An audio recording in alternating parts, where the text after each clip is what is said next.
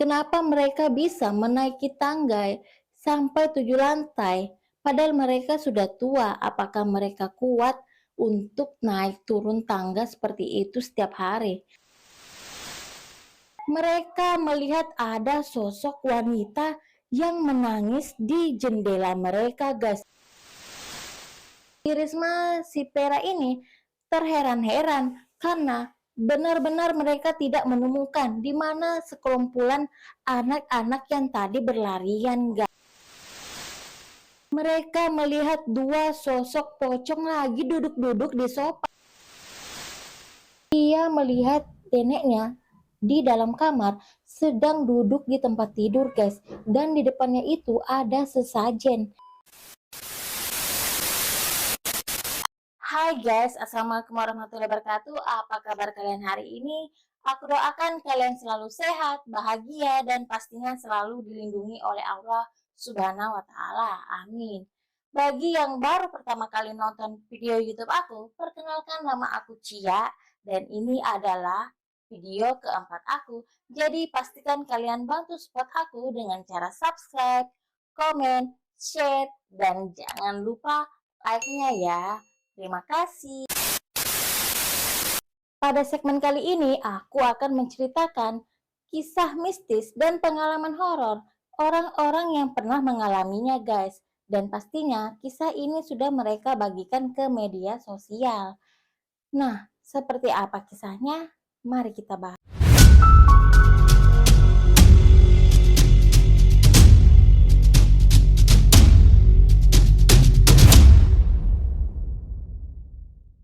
Jadi, pada waktu itu ada sebuah keluarga yang tinggal di daerah Jakarta Pusat, guys. Nah, keluarganya ini terdiri dari ayah, ibu, dan juga kedua orang anak perempuannya. Anak yang pertama bernama Risma, umurnya 15 tahun. Anak yang kedua namanya Vera, umurnya 8 tahun. Pada waktu itu ayahnya meninggal dunia, guys. Kemudian mau tidak mau, ibunya inilah yang menjadi tulang punggung keluarga. Nah, ibunya ini mikir, uang yang mereka simpan hanya untuk 1 tahun ke depan. Jadi, ibunya harus menyiapkan cara untuk bisa bertahan hidup dengan anak-anaknya, guys. Dan ibunya pun memilih untuk pindah dari kota Jakarta ke kota Jawa Barat, guys. Pada saat memutuskan untuk pindah, ibunya tiba-tiba mendapatkan telepon dari neneknya si Risma, guys. Neneknya ini adalah ibu dari ayahnya si Risma. Neneknya itu mengatakan ingin mengajak si Pera dan juga si Risma untuk tinggal bersamanya, guys, di kota Jawa Barat itu. Tentu saja ibunya berpikir boleh juga karena ia ingin mencari pekerjaan dan juga tentunya dia tidak bisa membawa dan mengurus anak-anaknya bersamaan, guys. Jadi, dia pun mengiyakan permintaan neneknya si Risma dan mereka pun akhirnya pindah ke kota Jawa Barat. Pada saat sampai di kota Jawa Barat itu, si Risma dan si Vera pun langsung disambut dengan neneknya, guys. Dan untuk pertama kalinya, si Risma ini bertemu dengan neneknya, guys. Sebagai informasi, awalnya ayah si Risma ini tidak disetujui untuk menikahi ibu si Risma, guys. Tapi ayahnya si Risma ini tetap bersikeras. Dan akhirnya terjadilah percekcokan antara ayah si Risma ini dengan ibunya sendiri. Sampai akhirnya setelah ayah si Risma menikah dengan ibu si Risma, mereka tidak ada komunikasi, guys. Setelah ayah si Risma meninggal dunia, barulah neneknya si Risma ini menghubungi ibu si Risma untuk meminta dia tinggal dengan cucu-cucunya, guys. Nah, kembali lagi saat sudah tiba di rusun tempat neneknya tinggal, si Risma dan adiknya ini disambut bahagia oleh neneknya, guys. Dan neneknya ini memperkenalkan si Risma dengan tetangga-tetangga rusunnya. Seperti, ya ini cucu saya, perkenalkan namanya Risma dan Pera.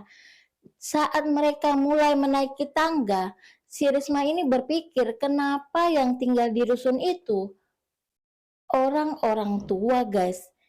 Dan kenapa mereka bisa menaiki tangga sampai 7 lantai, padahal mereka sudah tua. Apakah mereka kuat untuk naik turun tangga seperti itu setiap hari. Tapi si Risma ini berpikir positif aja, mungkin nenek-nenek itu pasti jarang keluar atau kakek-kakek itu pasti jarang keluar. Nah, sampailah si Risma ini di rumah susun milik neneknya di lantai 7, guys. Rumah susunnya itu ada 2 kamar, satu WC dan juga satu dapur serta ada ruang tamu di tengah-tengah, guys. Jadi, si Risma dan si Pera ini tinggal di kamar sebelah dan neneknya di kamar sebelah, guys. Saat itu, si Risma dan si Pera tinggal dengan neneknya. Dia masih heran kenapa neneknya ini dipanggil Nyai oleh orang-orang rusun itu. Tapi mereka tidak terlalu memperdulikan karena ya masih anak-anak kan. Setelah itu mereka pun istirahat, guys.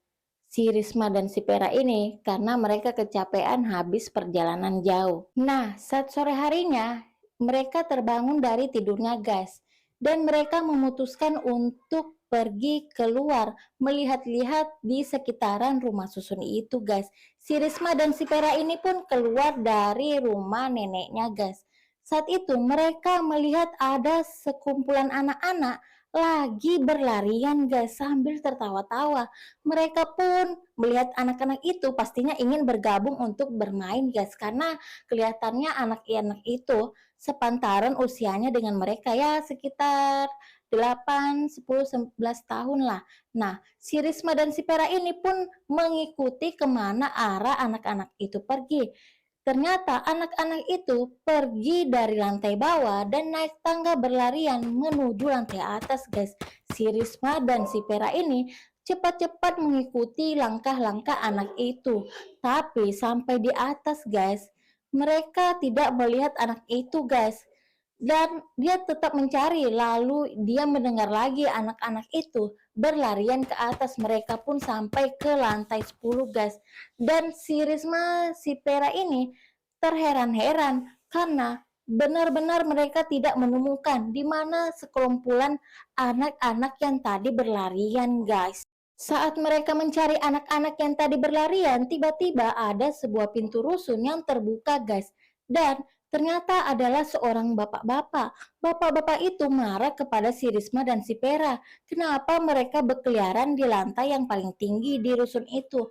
Langsunglah mereka ketakutan, guys, dan turun kembali ke rumah neneknya, guys.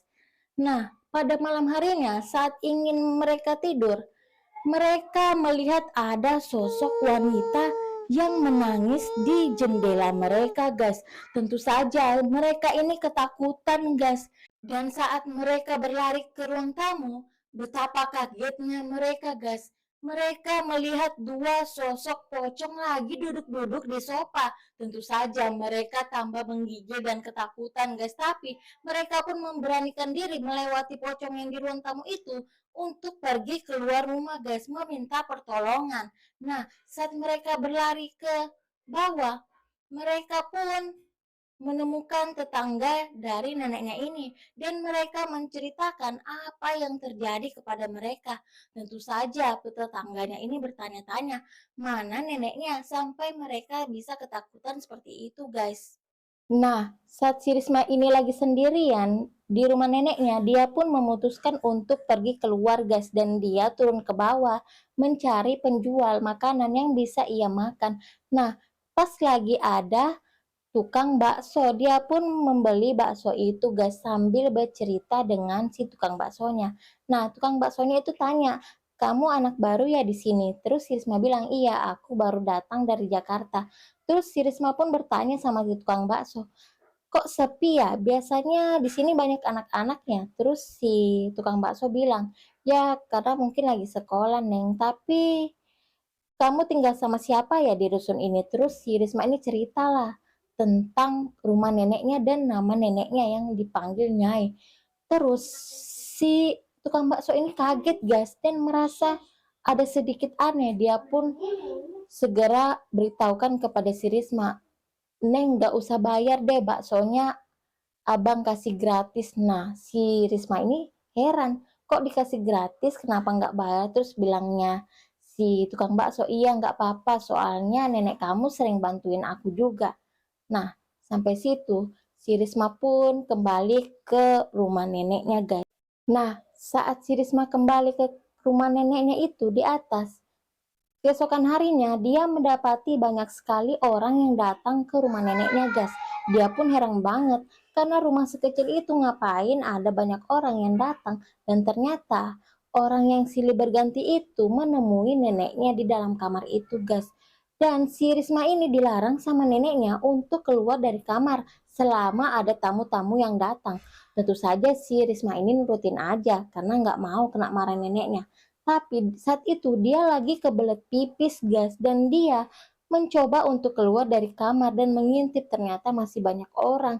Lalu dia pun nekat aja nih keluar dari kamarnya dan menuju ke kamar kecil. Nah, pas dalam perjalanan mau ke kamar kecil itu, dia melihat neneknya di dalam kamar sedang duduk di tempat tidur, guys. Dan di depannya itu ada sesajen, dan di depannya lagi ada bapak-bapak, guys.